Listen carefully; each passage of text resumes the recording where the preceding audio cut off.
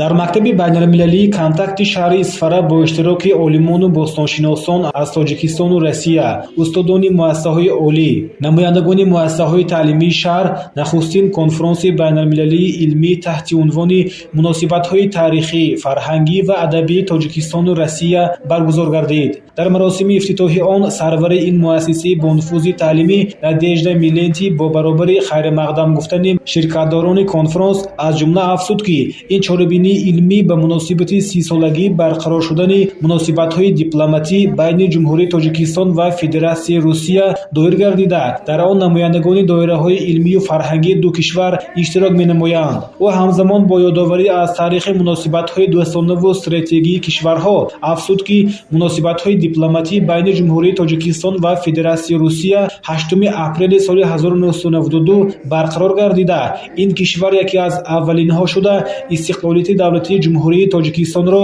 эътироф намудааст. 4 майи соли 1992 дар душанбе сафорати Федератсияи Русия ва 18 декабри соли 1993 сафорати Ҷумҳурии Тоҷикистон дар Федератсияи Русия ифтитоҳ гардид. Я с огромной радостью нахожусь здесь и принимаю участие в первой международной конференции, посвященной российско-таджикским связям.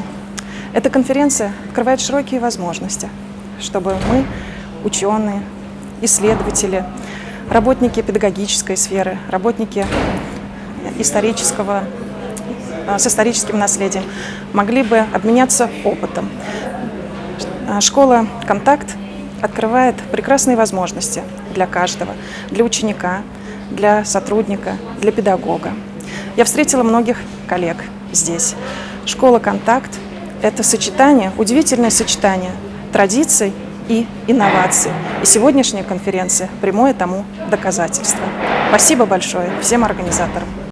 тазаккур дода шуд ки дар таҳкиму тақвияти робитаҳои шарикӣ, густариш ва тавсеяи муносибатҳои дуҷониба сарони ду кишвар нақши асосӣ доранд ки ба шарофати вохӯриҳои дуҷонибаи сатҳи олӣ ҳамкориҳои дуҷониба мақоми хоси шарикии стратегиро касб карданд. равобити сиёсӣ дар сатҳи олӣ ва баланд ба таври мунтазам роҳандозӣ мегардад. Hello everyone, my name is Tobias and with me Stella. So we are foreign teachers in Contact International School, Isfara, Tajikistan. So I think it's a very nice and happy moment being in this family, Contact International School. Assalamu alaikum. Man Tobias و اینا همسری من محترم استلا میباشند.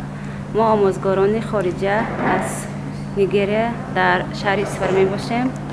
امروزه روز یعنی امروزه کنفرانس ما خیلی عجایب آور بود و ما از این کنفرانس خیلی لذت بردیم.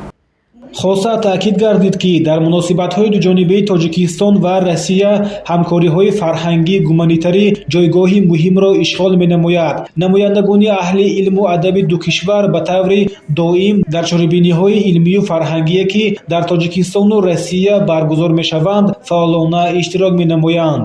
Hello, my name is Bethany Heron and I am from the United States and I am a teacher of English at Contact International School. نامی من Bethany Heron، من از آمریکا هستم. من معلمه زبان انگلیسی در مکتب بین‌المللی Contact. I'm pleased that here in Isfar we have historians and people who can study the archaeology of the local area and that they can present this information to the young people so that they understand that interesting things aren't just in other places but they're right here in their own area of Isfara. من خیلی خرسند هستم که اینجا تاریخ شناس، قدیم شناس هست که میتوانند این معلومات رو با طلبه ها دهند که نه فقط در جای خارج جای عجیب هست لیکن هم در شهر خودشان، شهر اسفاره. Here at Contact International School, it's an opportunity for the young people of Isfara and of Tajikistan to be able to interact with foreigners, whether from Russia, from the United States, from Africa, and to learn about other cultures. Hamинҷо дар мактаби Контакт ин якта имконияти наз барои бачаҳои Исфараву Тоҷикистон барои бо одам аз дигар давлат суҳбат кардан, шинос шаванд, ин бисёр имконияти наз.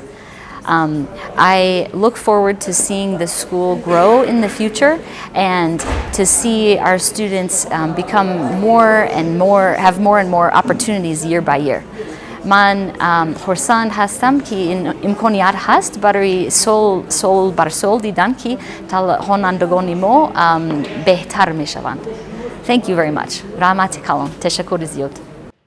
خادمی намоёни давлативу ҷамъиятӣ Гулафзо Савридинова зимни каломи муборакбодии хеш бо таъкиди зарурияти омӯзиши амиқи таъриху фарҳанг ва забону адабиёти ҳамдигар изҳор дошт, ки ҳамкориҳои созанда аз ҷумла татбиқи лоиҳаҳои фарҳангию гуманитарӣ зинаи наверо дар ҳамкории ҷонибҳо дар минтақа мекушоянд ва заминагузори рушди фарҳангу тамаддуни инсонпарварию дӯстӣ мебошанд. Чунин чорабиниҳо ҷиҳати таҳкиму тавсеаи муносибатҳои мутақобилан судманди дуҷониба барои истифода ва таблиғи мероси тарихию фарҳангии Тоҷикистону Россия мусоидат хоҳад кард. Минбаъд дар назди ҳозирин омӯзгори Мактаби байналмилалии Контакт Азизҷон Ҳакимов дар мавзӯи решаҳои таърихӣ ва муколамаи байнидавлатии Тоҷикистону Россия нигоҳи таҳлилгар ва таърихшинос бостоншинос Абдуманнон Раупов дар мавзӯи Исфара дар қарни асрҳо, доктори илми таърих, досенти донишгоҳи давлатӣ ба номи академик Бобоҷон Ғафурови шаҳри Хуҷанд Набиҷон Раҳимов дар мавзӯи таҳқиқотҳои археологии Исфара номзади илмҳои таърих, профессори донишгоҳи давлатӣ ба номи академик Бобоҷон Ғафурови шаҳри Хуҷанд Муҳиддинҷон Файзуллоев дар мавзӯи нақши тадқиқотҳои тарихии этнографӣ дар тарбияи насли наврас, доктори илмҳои фалсафа, профессори донишкадии педагогии Рашт Дмитрий Белобородов дар мавзӯи аспектҳои иҷтимоию фарҳангии мутақобилии маълумоти педагогии тоҷику рус, доктори илмҳои филология, профессори донишгоҳи давлатии педагогии шаҳри Москва Дмитрий Пол дар мавзӯи бартараф кардани ихтилофи ҷанги гражданӣ, таҷрибаи бадеии Михаил Шолохов, номзади илмҳои филология, досенти донишгоҳи давлатии адабии шаҳри Нижний Новгород Ольга Тарасова дар мавзӯи мардуми Тоҷикистон дар сарзамини Нижегородск, омӯзгори Мактаби байналмилалии Контакт Абдулазиз Неъматов дар мавзӯи муколамаи ангезаҳои форсӣ-тоҷикӣ ва русӣ дар ҷаҳони назм бо маърузаҳои илмӣ баромад намуданд. Зимни муҳокимаи маърузаҳо табодули судманди афкор сурат гирифт ва чанде аз ширкатдорони конфронс вобаста ба маърузаҳои пешниҳодгашта фикру андешаҳояшонро баён доштанд. дар рафти конфронс мо аз чӣ гуна ва дар кадом вақтҳо тадқиқотҳо дар Исфараи мо, доираи таърихи Исфараи мо гузарондани олимони берунмарзӣ, олимҳое ки аз Русия дар асрҳои 17, 18, 19 бадтар омуданд, дар вилояти мо, дар минтақаи мо корҳои тадқиқоти илмӣ, археологӣ гузаронданд, доираи мавзӯъҳо фаҳмиш пайдо намудем. Здравствуйте, уважаемые исфаринцы, жители Сагдийской области. Счастлив приветствовать вас здесь, на этой гостеприимной исфаринской земле, в стенах очень замечательной школы «Контакт».